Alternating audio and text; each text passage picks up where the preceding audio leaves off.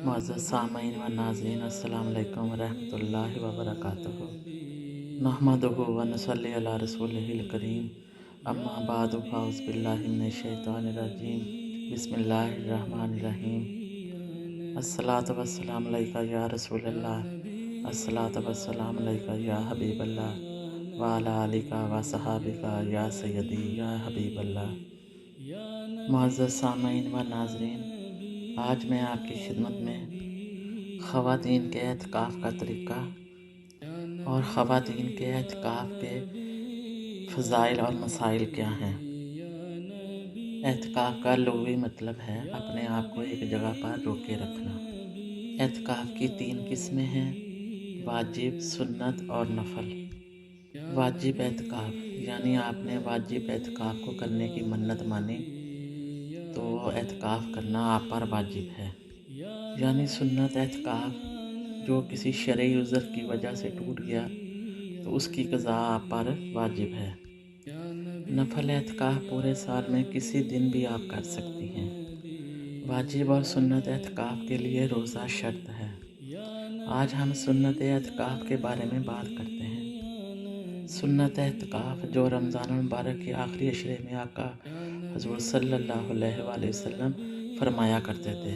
उम्मुल मोमिनीन हज़रत आयशा सिद्दीक़ा तैयबा ताहिरा रज़ी अल्लाह ताला अन्हा इरशाद फरमाती हैं कि सरकार दो आलम सल्लल्लाहु अलैहि वसल्लम ने अपने हयात तैयबा में रमज़ान मुबारक के आखिरी अशरे में एहतिकाफ़ किया।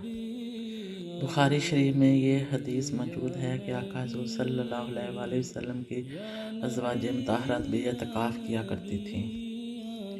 एहतिकाफ़ का मतलब ये है कि अल्लाह ताला की रज़ा की खातिर और सुन्नत रसूल सल्लल्लाहु अलैहि वसल्लम की सुन्नत को सामने रखते हुए अपने आप को मस्जिद बैत में एहतिकाफ़ का एहतमाम करें।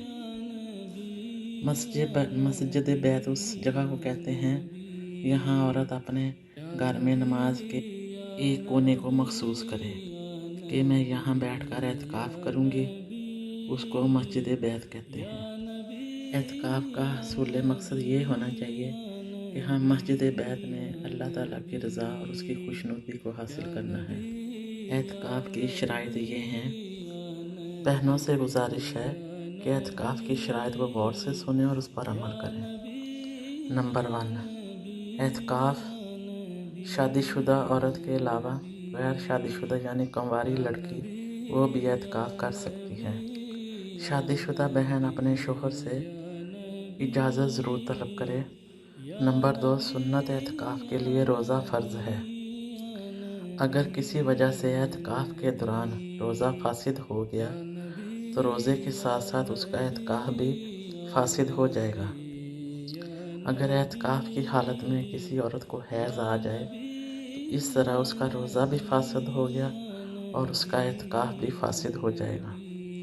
एहतिकाफ़ बैठने का तरीका ये है कि रमज़ान मुबारक के 20वें रोज़े ग़ुरूब आफ्ताब से पहले पहले उस जगह पर जहाँ आपने एहतिकाफ़ की जगह को मखसूस किया है बैठ जाएं और नियत कर लें कि मैं यहाँ बैठकर एहतिकाफ़ करूँगी। उसको मस्जिद बैत कहते हैं। एहतिकाफ़ की नियत करना ज़रूरी है।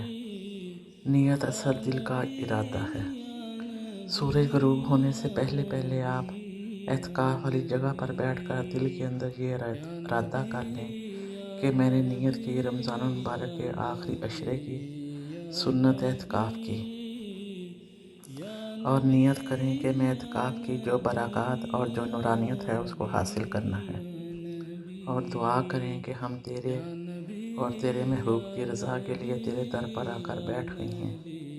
एहतिकाफ़ के दौरान तबई हाजत, वाशरूम जाना, वज़ू करना वगैरह, गुस्ल अगर वाजिब हो जाता है तो वो आप गुस्ल कर सकते हैं। गुस्ल करने में ज़्यादा टाइम ना लें। बसूरत मजबूरी बहनें एहतिकाफ़ में घर के कामकाज, बच्चों की देखभाल, किचन का खाना बनाना, अफ्तारी और सहरी बनाना, बहुत ज़रूरी किसी से बात करना, तो ये सारे काम पर्दे में रह कर वो कर सकती हैं। इसके अलावा अपना टाइम टेबल सेट करें। ज़्यादा से ज़्यादा अल्लाह की इबादत درود پاک کا کثرت سے ورد کریں، قرآن پاک کی تلاوت کریں۔ قرآن پاک اگر ہو سکے تو ترجمہ تفسیر کے ساتھ سمجھ کر پڑھنے کی کوشش کریں۔ نوافل کی کثرت کریں، افضل و ذکر کلمہ طیبہ کا ذکر کریں، توبہ استغفار زیادہ سے زیادہ کریں۔ عاجزی انکساری کے ساتھ اللہ تعالیٰ کے حضور گڑ گڑا کر دعائیں مانگیں اور خصوصی دعا کریں کہ مجھے اعتکاف کی حالت میں آقا حضور صلی اللہ علیہ وآلہ وسلم کی زیارت نصیب ہو جائے، اور جتنا ہو سکے ہر نماز کے ساتھ اپنی قضا نمازوں کو ادا کرنے کی کوشش کریں۔ اعتکاف کے سلسلے میں جو چند ضروری مسائل تھے وہ آپ کے گوش گزار کیے ہیں۔ امید کرتے ہیں کہ آپ ان باتوں پر عمل کرتے ہوئے سنت اعتکاف کا اہتمام کریں گی، اور جو اعتکاف کے فیوز و برکات ہیں ان کو حاصل کرنے کی کوشش کریں گی۔ اللہ تعالیٰ ہمیں سمجھ کی توفیق عطا فرمائے، آمین ثم آمین۔